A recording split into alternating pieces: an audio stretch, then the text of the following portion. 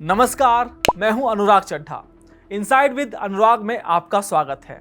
दोस्तों, आज भी अगर कोई नेता राजा भैया के खिलाफ चुनाव लड़ने की बात करता है या तैयारी करता है तो उसके शुभचिंतक कहते हैं कि पीछे हट जाओ, नहीं तो राजा भैया आपको मगरमच्छों का लंच बना देंगे। ये बातें महज कहानियां हैं या कोई हकीकत, इसका फैसला मैं आपके ऊपर छोड़ता हूं। लेकिन ये कहानियां उस खौफ और उस दबदबे को बयां करती हैं जो राजा भैया का पर्याय बन चुका है। अपने दुश्मनों को मगरमच्छों का लंच बनाने वाले राजा भैया इस बार समाजवादी पार्टी के नेता के पीछे पड़ गए हैं, और पीछे पड़े भी ऐसे कि प्रशासन ने गुलशन यादव के 7 जन्मों की कुंडली निकालकर उन पर 53 से ज्यादा केस शुरू कर दिए हैं।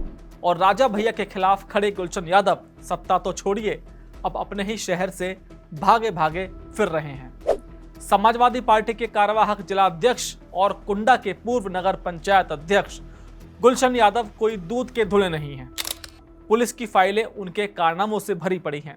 हत्या, लूट, छिनैती, अपहरण का प्रयास, गैंगस्टर और गुंडा एक्ट की लंबी फेहरिस्त है। अलग अलग थानों में उनके ऊपर 53 से ज्यादा मुकदमे दर्ज हैं। लेकिन दिलचस्प बात यह है कि इन मुकदमों की गर्मी अचानक 2022 के विधानसभा चुनाव के बाद बढ़ी, जब उन्होंने राजा भैया के खिलाफ चुनावी बिगुल फूका था। चुनाव हुए और उसमें गुलशन यादव बुरी तरह हार गए, और हारने के साथ ही उनका बुरा वक्त भी शुरू हो गया। प्रशासन ने गुलशन यादव की अवैध तरीके से कमाई गई संपत्तियों पर शिकंजा कसना शुरू कर दिया। अब तक गुलशन और उनके परिवार के नाम पर मौजूद लगभग 7.15 करोड़ रुपए की संपत्ति कुर्क की जा चुकी है। इसमें लखनऊ और प्रतापगढ़ में स्थित करीब 2.5 करोड़ की अचल संपत्तियां भी शामिल हैं। हाल ही में गैंगस्टर एक्ट के तहत उनकी पत्नी सीमा यादव के नाम पर लखनऊ के शारदा नगर में मौजूद 1 करोड़ 10 लाख करोड़ रुपए की जमीन को भी कुर्क किया गया है। पुलिस उन पर इनाम की राशि बढ़ा चुकी है।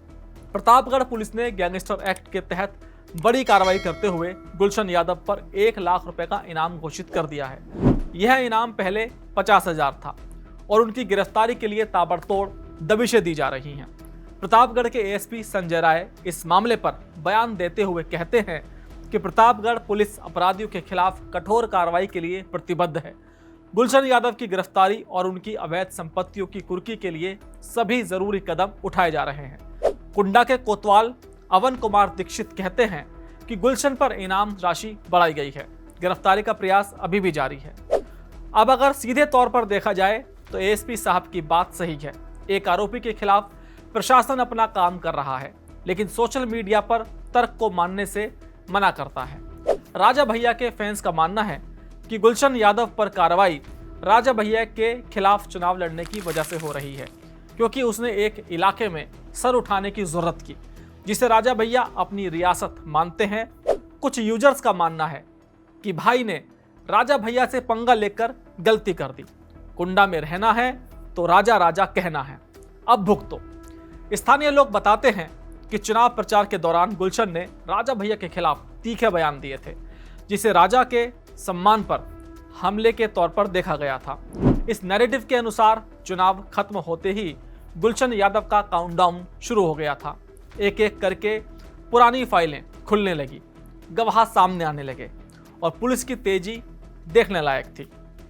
अब भले ही ये बातें अफवाह हों या सोशल मीडिया थ्योरी, लेकिन जब यह थ्योरी राजा भैया के नाम से जुड़ जाती है तो सबको सच लगने लगता है। राजा भैया एक विधायक नहीं है, वो 3 दशकों से कुंडा की सियासत के बेताज बादशाह हैं। सरकारें आई और गई, चाहे वो बीजेपी की कल्याण सिंह सरकार हो या समाजवादी पार्टी की मुलायम सिंह की सरकार हो या बसपा की मायावती सरकार। राजा भैया का दबदबा हमेशा सही कायम रहा है। वो निर्दलीय लड़ते हैं और जीत की गारंटी बनकर उभरते हैं। उनकी शख्सियत के इर्द गिर्द कई कहानियां बुनी गई हैं। उनकी बेती तालाब और उसमें पले मगरमच्छों की कहानियां आज भी लोगों को डराती हैं। ये कहानियां उनके दुश्मनों के लिए एक चेतावनी की तरह काम करती है, और यही वजह है कि जो माना जा रहा है कि गुलशन यादव पर कार्रवाई प्रशासन के इशारे पर नहीं बल्कि राजा भैया के इशारों पर हो रही है। वहीं एक सोशल मीडिया पर सपा समर्थक की टीम भी है। उनका कहना है कि राजा भैया से इस बात का हिसाब किताब 2027 में लिया जाएगा, जब उत्तर प्रदेश में अखिलेश यादव की सरकार आएगी। तब हमारी पार्टी भी राजा भैया की पुरानी फाइल खोलकर उस पर कार्रवाई करेगी। खैर, ये तो दूर की बात है, भविष्य की बात है कि 2027 में सरकार किसकी बनेगी और किसकी नहीं, उसमें अभी समय है। लेकिन बात करें वर्तमान की, तो सवाल सिर्फ इतना है कि गुलशन यादव पर कार्रवाई किसके इशारे पर हो रही है।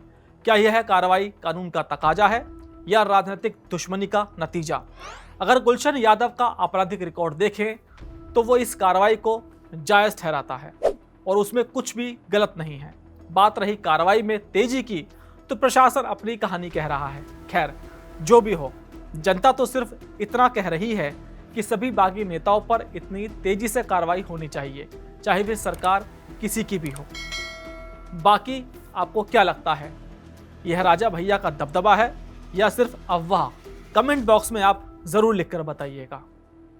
दोस्तों, आज के लिए इतना ही। फिर आपसे मुलाकात होगी किसी दूसरी खबर के साथ। नमस्कार।